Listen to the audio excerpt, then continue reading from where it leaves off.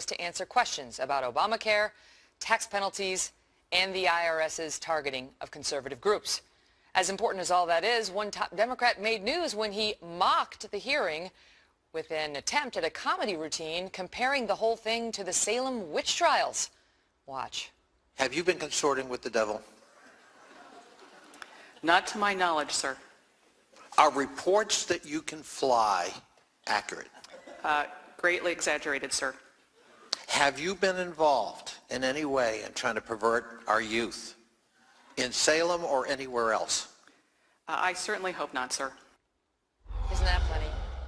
Joining us now for the first time as a Fox News contributor, congratulations, Dr. Ben Carson. Great to see you, sir. Well, thank you, and congratulations on your new show as well. Thank you very much. So, I mean, I was amazed to watch this hilarious back and forth. And in the wake of something that was very serious, I mean, so serious, the president rushed out to the microphones when the IRS scandal broke, and the head of the IRS got booted and so on. And yet now, a couple months later, it's a laugh riot, and any investigation into it is compared to the Salem witch trials. Your thoughts as somebody who was targeted yourself by the IRS? Well, you know, it's not terribly surprising, because if you read Saul Alinsky's book, Rules for Radicals, it talks about the need to ridicule. It also talks about never having a real conversation with your adversary, because that humanizes them, and your job is to demonize them.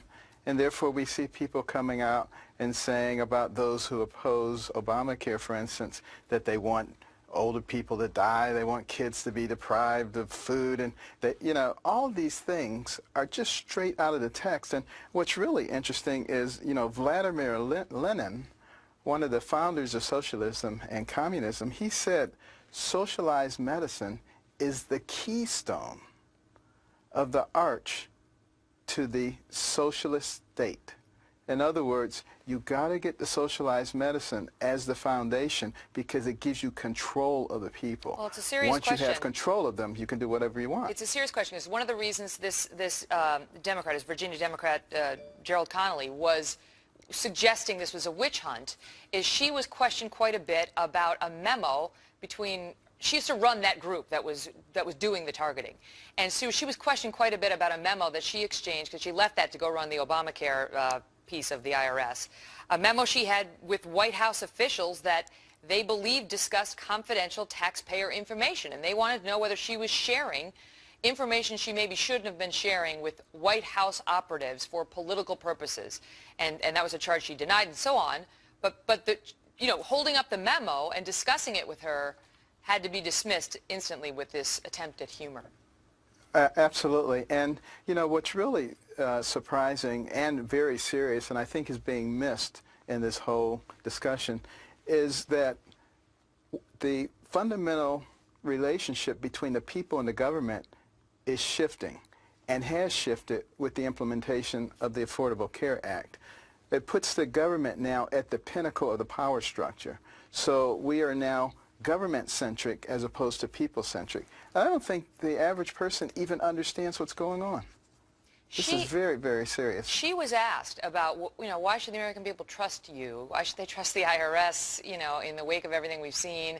And she tried to assure Congress today that there are firewalls now that have been put up, because when you go online to these exchanges, and you know, if you can get on and you can get your information in, that information is sent to, ultimately, the IRS can access it.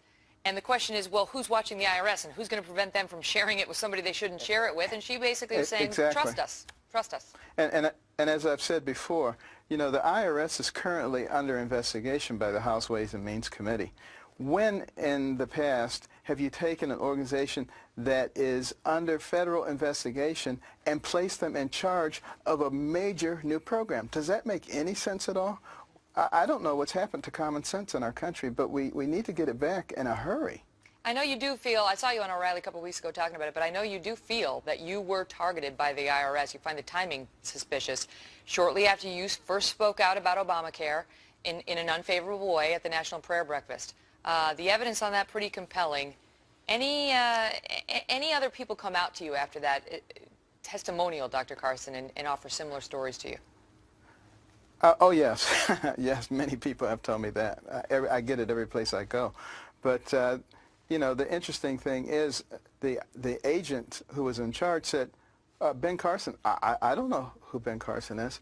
The National Paragraph says, I didn't hear anything about this. So, you know, what I'm saying is, even if it was accidental, are they so incompetent that they have no idea who they're investigating, in which case they need to go find another job?